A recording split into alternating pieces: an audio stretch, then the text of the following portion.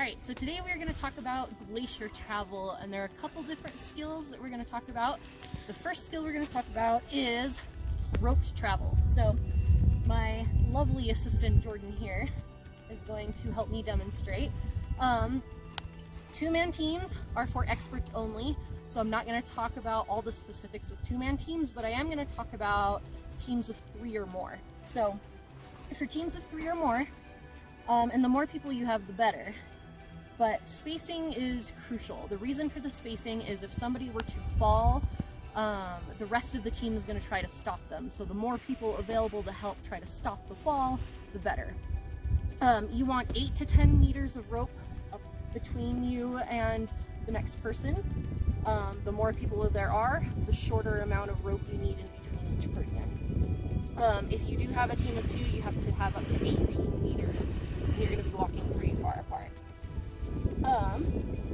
You always want to clip to a carabiner with your standard figure 8, or you can do a butterfly knot as well. Standard figure 8 is just more well known. But using carabiner instead of your belay loop is crucial, because if you ever need to unclip for any reason, it's easier to get off the rope, and everybody's carabiner should be facing opposite directions on their locks. So it's staggered every other person. As for the order in which people are roped up, the guide is always going to go first. They are going to be in charge of wayfinding, keeping an eye out for crevasses and things like that. The least experienced climber is going to be in the middle, and the second most experienced climber is going to be in the back. As everybody walks, the rope will be nice and even, not too much slack, not too tight. So pacing is crucial, and practicing pacing together as a group is something that you will need to practice.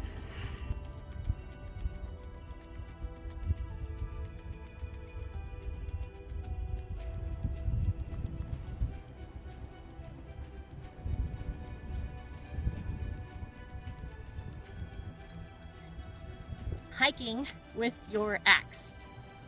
There is a proper way to do this. You always want to hike with the sharp end away from you. So as it's in your hand, you want to grip it 1 finger, 2 fingers around the top. And you can bring your pinky around too. That way you always have it with the teeth pointing behind you, okay? Now, you always want your axe in your downhill hand. So it's not gonna be a dominant hand thing. It's gonna be whatever direction you're going. Going straight up the hill, you do want it in your non-dominant hand. That way you can use your dominant hand to grab onto anything you need, or you might be Jumaring up the hill at the same time. So always hike up with it, teeth behind you, strap on your wrist.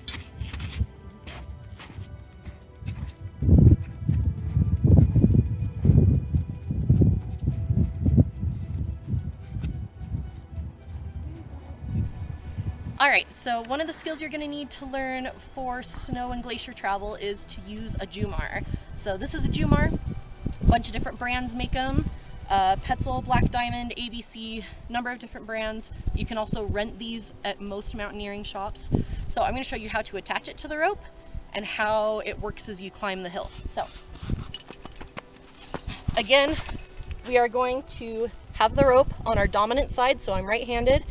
And Jumars come in right-handed Jumars and left-handed Jumars, so make sure you're getting one for your dominant hand. To open it, we're going to pull the lever, and it'll open the lock.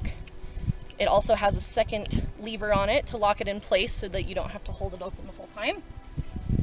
You're going to simply slide the rope into that spot and attach it. And now we've got it nice and tight. So from here, this is where we are going to climb our mountain with the Jumar. The rope should be nice and tight, attached to the mountainside, and you are just going to use the handle to work your way up your climb. So we are now attached to our rope. We can grab our axe. We have our axe in one hand, our Jumar in the other, and we work our way up the hill.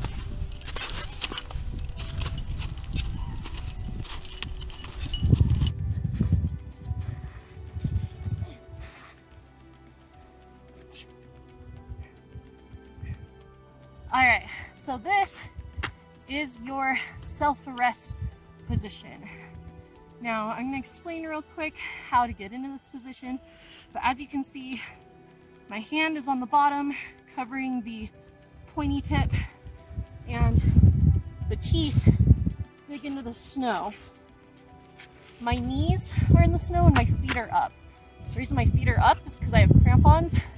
Crampons aren't gonna dig in this kind of snow very well, so you're better off trying to dig with your knees. Now, to get it to that position, when you've got it on the side of you and you start to fall, you're gonna leave the wrap on your wrist. You're gonna switch grips overhand style. So you should be gripping it underneath and take your other hand and grip over so that you can hold it like this.